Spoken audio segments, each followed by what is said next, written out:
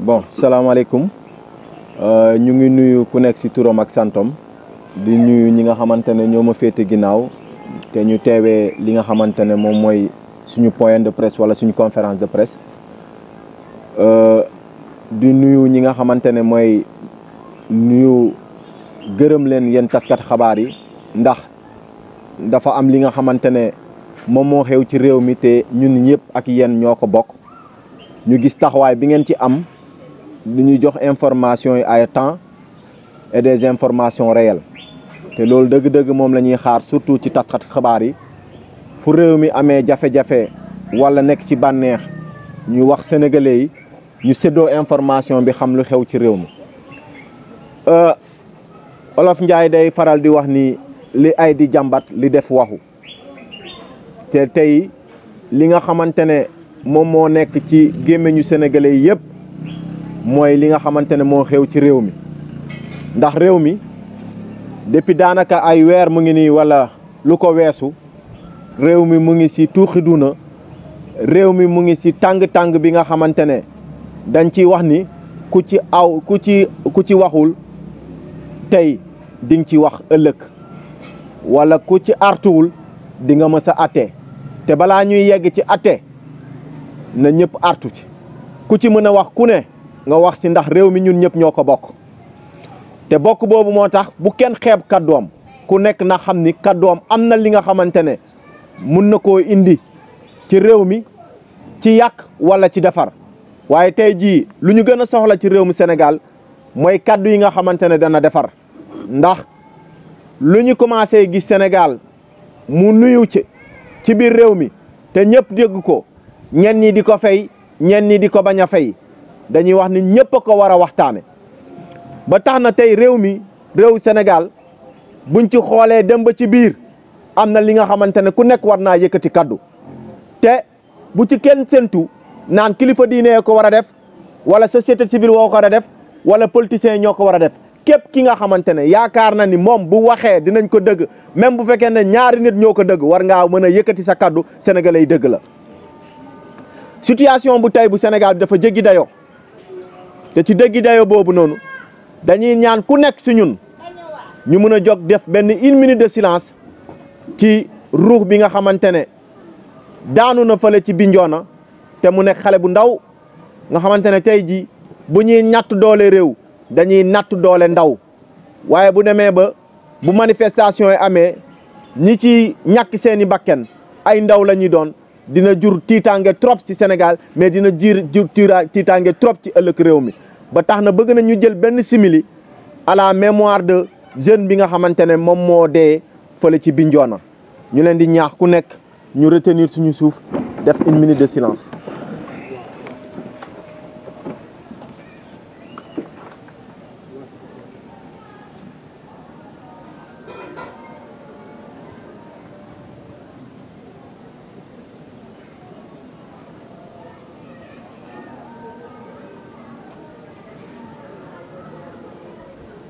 Merci.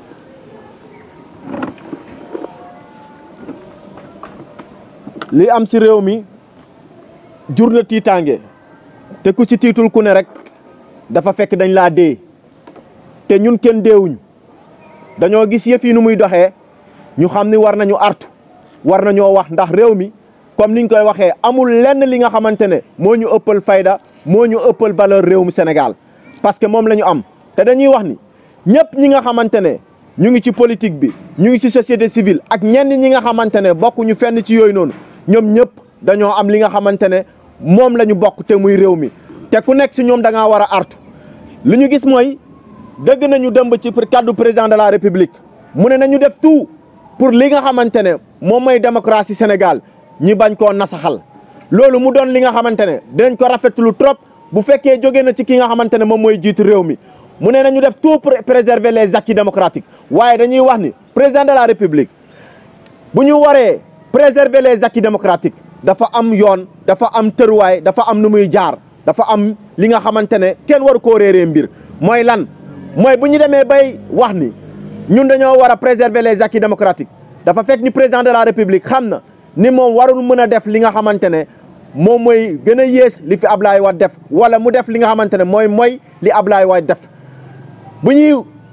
natt réew dañ koy natt ci lu bëri mais dañ koy natt tamit ci démocratie te démocratie Sénégal mënta mun bu ñu bëggee nasaxal démocratie Sénégal dañ koy naxasal ci lan ci les arrestations yi ñu gis nii tëje bi bëri na trop jàpp bi bëri na trop tey Sénégal li ngay gën a dëgg ci Sénégal convocation ngay dëgg garde à vue emprisonnement wala mandat de dépôt te loolu dañuy wax ni bu demee ba dëkk ne moom dafa war a taxawal li nga xamante ne moom mooy démocratie am démocratie dafa am li nga xam ne moom mooy ay fondement am démocratie day lalu ci justice bu baax démocratie day lalu tamit ci li nga xamante ne liberté d'expression mais liberté d'expression tamit ci démocratie nekkul ni ku nekk lu la neex nga war a wax parce que dafa am li nga xamante ne moom mooy les principes de la démocratie et les principes de la liberté Sénégal jéggi na dayoo fu mu nekk nii li fi am dañ ko war a wax ñun ñëpp pour ñu unti saafara ndax lu ñu xamul jafe-jafeem du ñu xam lan mooy lu ñu xamul jàngoroom du ñu xam lan mooy garabam Sénégal fu mu tal nii yëf yi jéggi na dayoo li am Bignona nii rek wane na ko ndax dañuy wax ni Sénégal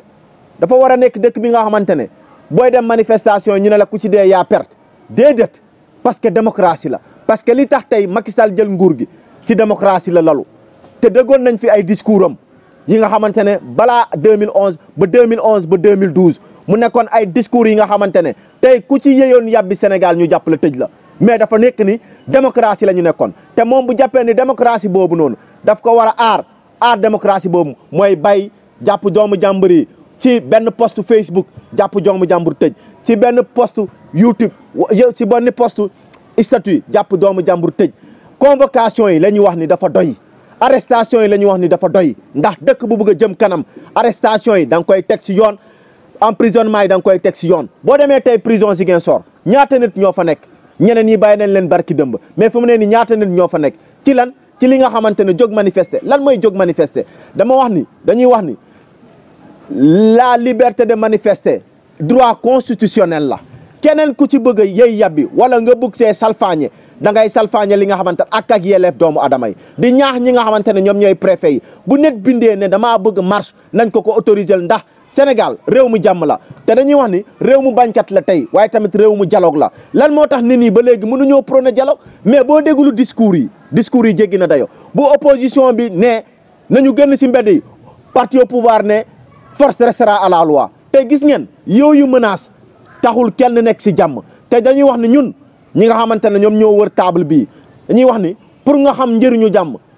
day fekk nga dundoon fitna ñun ñi dund fitna te dëkk Casamance xam nañ lu luy fitna te moo tax fépp fu ñuy wax dañuy wax ni nii nañu woote jàmm aussi bien opposition comme parti au pouvoir mais dañuy wax ni ñi nga xamante ne ñoom ñoo nekk di dox tànku jàmm dañ leen di encourager bu baax a baax muy Alioune Tine ak ay ñoñom ak keneen ki nga xamante ne tey jii le médiateur de la République sa liggéey tey jii la gën a taxaw le Haut Conseil du dialogue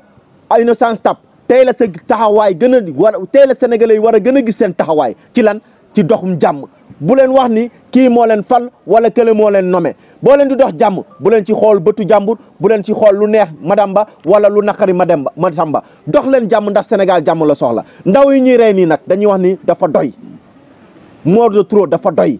Sénégal manifestation du pour nit dee déedéet manifestation ça peut se faire de la manière la plus pacifique encore une fois de police suñuy gendarmerie suñuy police ñoom ñooy dem si yeneen théâtre yi di maintenir de l'ordre pourquoi bu nekkee Sénégal rek dina jéggi dayo lii nag bi am nii Bignona ñuy xaar autopsie bi mu révéler ñu réellement ce qui se passe pour ñu mën cee yey yàbbi parce que bu ñu déggee ñii naan bar la ñii ñaan ñeneen ñi naan grenade lacrymogène la kenn xamul fu mu ne ni fan la ñuy taxaw waaye autopsie bi comme dinañ ko def yaakaar nañ ni autopsie bii di ñu bu soobee yàlla duñ fi nekk di ñu wax flèche la wala bantu bale la parce que autopsie bële bi amoon fii gis nañ lu ñu wax te ñëpp objet xaw ma transcendant xaw ma objet bu ñuy wax noonu objet mais quand même il faut qu'on respecte les Sénégalais te autopsie lu mu génnee na génnee li nga xamante ne sans complaisance nañu génnee dëgg bi teg ko ci tali bi teg ko ci Sénégalais ñu xam lii mooy dëgg fu ñuy daane ne mooy di ñaax doxati jàmm yi nañu jógaat dox jàmm kilifa diine yi bu leen wax bu ma waxee ñi saaga ma ku jóg pour dox jàmm talu kaddu bu ñaaw bu ñuy teg ci kanam ci kawam wala kaddu bu rafet Sénégal jàmm la soxla nañu dox jàmm te di leen wax ni lii yëpp li ko sooxe mooy lan article 29 ak article L30 article L29 bi nekk ci li nga xamante ne moom mooy code électoral ñuy ñaax président de la république dëkk bu bëgg jàmm dëkk bu bëgg démocratie ay articles yi nga xamante ne L29 L30 du article démocratie éligibilité dafa war a tegu ci lu rëy a rëy tax sénégalais bi nga xamante ne am na carte d'électeur am war a dem voter ñu jàpp ko tëjoon ko ñu bàyyi ko ñu ne ko yow léegi bokkatoo ci fichier bi parce que mënatoo nekk électeur loolu lu jafe la loolu lu rëy la war a doon loolu délit bu rëy la war a doon waaye même les délits les plus éphémères même simple sursis war a tax nit mu bokk ci élection wala du ci bokk loolu bokkul ci démocratie ñi leen di ñaax L39 ak L29 dañu bëgg Sénégal ñu génnee ko bu fekkee dëgg-dëgg gëm nañu ni ci démocratie la ñu nekk di leen jaajëfal ci kàllaamay nasaraan bi di leen jox seen wàccuwaay kàllaamay wolof. Nous remercions vivement ceux qui sont derrière nous, tous ceux qui ont répondu présent à ce point de presse. Nous vous remercions et nous ne cesserons de remercier assez les journalistes, les hommes des médias qui nous permettent de vivre l'actualité, d'avoir des informations, même si on n'est pas censé se déplacer. Aujourd'hui, la situation du pays interpelle tout le monde, interpelle aussi bien les dignitaires religieux, interpelle vous journalistes, interpelle les hommes de la société civile, mais interpelle aussi les acteurs politiques. Nous sommes en train de constater que malheureusement nous sommes en train de sombrer, le pays est en train de sombrer, nous sommes en train de filer tout droit vers le chaos, mais certaines personnes reculent cela. Et Alioune Tine avait tenu dans ses propos que nous risquons une guerre civile, ce que d'aucuns ont voulu accepter. Tous ceux qui ne veulent pas que le pays sombre dans le chaos doivent se lever, doivent parler. Et nous ne cesserons de le dire, que quand la parole est exigée, cette terre devient une trahison. La situation du pays est aujourd'hui très tendue, avec des arrestations tout azimut, des arrestations que l'on pourrait juger pour certaines même arbitraires, des arrestations abusives. Et un pays qui se dit un pays démocratique doit éviter certaines arrestations, mais doit éviter certaines pratiques. Aujourd'hui au Sénégal, le verbe convoquer, c'est le verbe le plus conjugué. On convoque des citoyens. Les citoyens sont dans garde à vue, mandat de dépôt. Et les termes aujourd'hui que la justice sénégalaise a trouvés pour emprisonner d'honnêtes citoyens sénégalais, appel à insurrection, appel à la violence, il faut arrêter. Diffusion de fausses nouvelles, il faut arrêter. Trop, c'est trop. Nous sommes des hommes de paix et nous ne prônons que la paix. Parce que nous sommes nés dans une zone conflictuelle, une zone qui a connu plus de 40 ans de conflit. Nous connaissons véritablement la vraie valeur de la paix. Il n'y a rien de tel. Serigne Touba disait, ici-bas, il n'y a rien de plus valeureux que la paix. Et là où nous irons même, la paix est plus valeureuse. Ça veut dire que même au paradis, les anges doivent songer à parler de paix. Que la paix, elle est valeureuse. Qu'il n'y a rien de tel. Mais ce que nous sommes en train de noter dans ce pays avec ces arrestations-là, ça crée beaucoup plus de frustration. Et le Sénégal n'en a pas besoin. Au moment où nous parlons de l'exploitation du pétrole et du gaz, nous devrions plus prôner des dialogues, le dialogue, prôner des discours paisibles. Parce qu'il n'y a rien de tel. Il n'y a rien de plus significatif que la paix. La tension sociale est en train d'arriver à son comble. Et elle a même atteint son paroxysme. Mais nous pensons qu'aussi bien que nous soyons un peuple de refus, mais nous demeurons aussi un peuple de dialogue. Pourquoi ne pas dialoguer? Si l'opposition se braque, le parti au pouvoir se braque. Nous avons écouté hier, lors du Conseil des ministres, le président de la République avait dit de préserver les acquis démocratiques. Nous lui rappelons, Monsieur le Président, pour préserver les acquis démocratiques, la démocratie a un prix et il y a des principes. Lesquels nous ne pouvons pas parler de préservation de la démocratie en emprisonnant à tout bout de champ des opposants ou des hommes qui sont dans un autre parti politique. On ne peut pas vouloir parler de démocratie si la liberté d'expression est aujourd'hui emprisonnée. L'image de la démocratie sénégalaise est en train d'être écornée. Et nous pensons que vous ne devrez pas faire moins qu'Abdoulaye Wade. Parce que nous avons écouté vos discours de 2011. Certes, vous pouvez vous dire que c'est des discours circonstanciels. Et ce sont ces circonstances-là qui aujourd'hui sont là. Nous demandons aux Sénégalais, à tout un chacun, aussi bien les opposants, aussi bien le parti au pouvoir, de savoir raison garder. Parce que si les opposants se disent que nous avons la jeunesse, nous avons derrière nous une masse critique, le parti au pouvoir fait appel en disant « force restera à la loi ». La loi appartient au peuple. Ce sont les peuples qui font les lois et non les lois qui font les peuples. Nous demandons à tout le monde de savoir que les discours incendiaires, ces discours-là, c'est des discours qui viennent d'un peu partout. Ce ne sont pas tout simplement les opposants. Ce ne sont pas tout simplement nous les acteurs de la société civile. Nous voulons avoir un pays paisible. Et nous demandons au ministre de la Justice d'aménager tout pour que ces gens-là qui sont emprisonnés à tous azimuts puissent être libérés. Si nous voulons préserver nos acquis démocratiques, nous devrions commencer d'abord par libérer ces détenus politiques.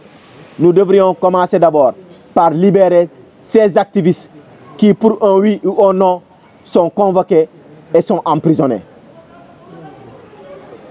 Nous avons vu que les dérapages qu'il y a eu,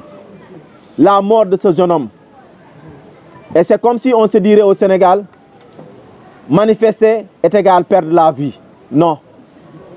Nous sommes toujours convaincus que nous sommes dans une démocratie. Et dans une démocratie, il y a des manifestations. Dans une démocratie, il y a des pratiques. Mais ces pratiques peu orthodoxes que l'on voit venant de notre État ne sont pas à saluer. Nous avons entendu quelqu'un qui se disait, nous avons la police, nous avons la gendarmerie, nous avons la justice. La justice, la gendarmerie, la police appartiennent au peuple sénégalais. Aussi bien nous appelons au calme, mais nous appelons aussi à la libération sans condition de tous ces détenus politiques. Parce que, Monsieur le Président,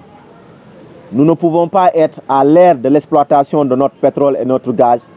et que de l'autre côté, nous ayons des paquets d'allumettes. Pourquoi faire? Il y a des pratiques qui peuvent véritablement mener à la paix dans ce pays. Et nous devrions tous être là comme des artisans de paix et comme non des déclarants ou des gens qui déclarent toujours à la violence ou qui déclarent pour qu'il n'y ait violence dans ce pays-là. La violence ne réglera rien. La violence, c'est l'âme des faibles. Et nous autres Sénégalais, nous devrions tout faire pour que la paix puisse s'installer une bonne fois pour tous. Mais nous disons que ce qui est en train de poser véritablement le problème dans ce pays, l'article L29 et l'article L30 du Code électoral, véritablement sont des articles qui n'honorent pas notre démocratie. L'éligibilité de candidats ou l'éligibilité de citoyens sénégalais ou de citoyens qui vont perdre leurs droits civiques doit avoir un fondement solide, mais pas pour un oui ou un non, un Sénégalais peut-être, pour un oui ou un non, un Sénégalais peut perdre ses droits civiques. Perdre ses droits civiques devrait être la dernière ou le dernier recours dans une bonne justice. Et nous disons bien, nous voulons que la justice sénégalaise soit une justice ne soit pas une justice de complaisance. Que la justice sénégalaise dise le droit. Et nous disons bien que la justice n'est pas une vue de l'esprit, mais elle est la condition qui rend possible toute existence. Nous continuons toujours et nous disons toujours d'avoir confiance en notre justice Et nous demandons à nos magistrats de rendre justice et non de faire dans la complaisance. Non. Parce que quand vous étudiez,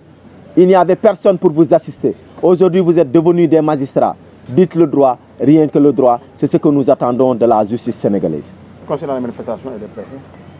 Concernant les manifestations et les préfets, nous voulons véritablement que les préfets sénégalais sachent qu'ils ne sont pas là pour plaire à un homme, ni au parti au pouvoir, ni à l'opposition. Le droit à la manifestation est un droit constitutionnel. Si vous devriez interdire de dignes Sénégalais de marcher ou de manifester, vous devriez donner des alibis, des arguments de taille,